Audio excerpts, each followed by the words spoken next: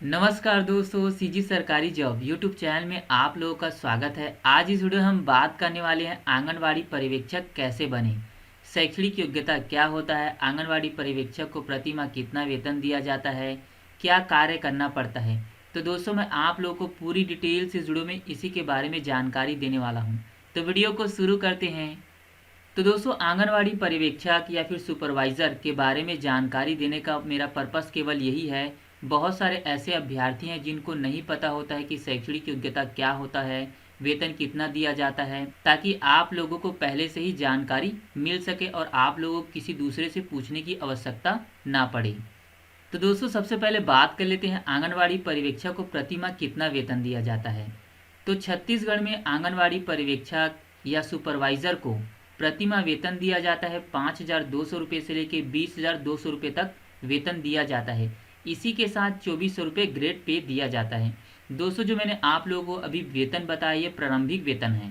आंगनवाड़ी पर्यवेक्षक या सुपरवाइज़र बनने के लिए आयु सीमा क्या होना चाहिए।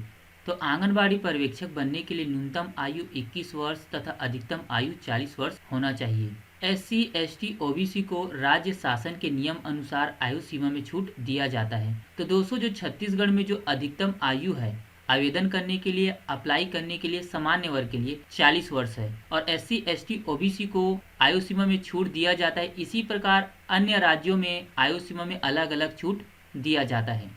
अब दोस्तों आंगनवाड़ी पर्यवेक्षक बनने के लिए शैक्षणिक योग्यता क्या होना चाहिए, इसके बारे में बात कर लेते हैं। आंगनवाड़ी पर्यवेक्षक बनने के लिए जो शैक्षणिक योग्यता होना चाहिए, स्नातक ग्रेजुएट पास होना चाहिए। दोस्तों ये छत्तीसगढ़ के लिए जो न्यूनतम शैक्षणिक योग्यता स्नातक ग्रेजुएट पास मांगा गया है, अन्य राज्यों में 12वीं पास भी मांगा जाता है। अब बात कर लेते हैं दोस्तों जो आंगनवाड़ी पर्यवेक्षक या सुपरवाइजर होते हैं वो कौन से विभाग के द्वारा भर्ती किया जाता है। तो महिला एवं बाल विकास विभाग के द्वारा आंगनवाड़ी सुपरवाइजर की नियुक्ति किया जाता है और जो भर्ती लिया जाता है ये छत्तीसगढ़ व्यापम के द्वारा भर्ती लिया जाता है। अब दोस्तों बात कर लेते हैं आंगनवाड़ी पर्यवेक्षक का कार्य क्या होता है। फाइनली दोस्तों बहुत सारे ऐसे अभ्यर्थी हैं जो कमेंट करके इसी के बारे में पूछते हैं आखिरकार आंगनवाड़ी पर्यवेक्षक बनने के बाद उन्हें क्या क्या काम करना पड़ता है। तो दोस्तों मैं आप लोगों को स्टेप बाय स्टेप डिटेल से जानकारी देने वाला हूँ। ये सभी राज्यों के लिए लगभग सामान्य कार्य हैं। लगभग सभी राज्यों के आंगनवाड़ी पर्यवेक्षक को ये काम करना पड़ता है। आंगनवाड़ी सेंटर की देखभाल करना, आंगनवाड़ी केंद्र की जाँच करना। दोस्तों ये महत्वपूर्ण कार्य है। जो आंगनवाड़ी केंद्र हैं उसके देखभाल करना होता है और समय समय पर आंगनवाड़ी केंद्रों की जांच करना होता है कि वहां पर जो आंगनवाड़ी कार्यकर्ता हैं वहां पर रेगुलरली समय पर आते हैं कि नहीं आते हैं या आंगनवाड़ी को बंद रखा जाता है। ये सभी कार्य जो है आंगनवाड़ी पर्यवेक्षक के द्वारा किया जाता है।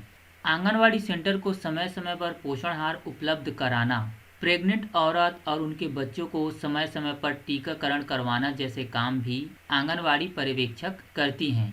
आंगनवाड़ी सेंटर की कोई शिकायत आती है तो उसका उचित समाधान करना।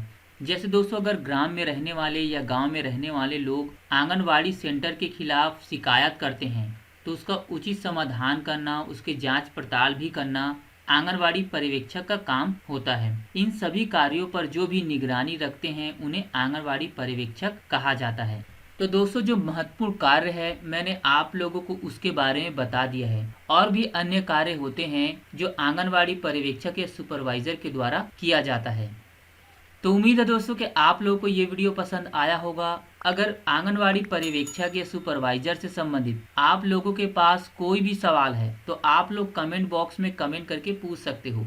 वीडियो देखने के लिए धन्यवाद।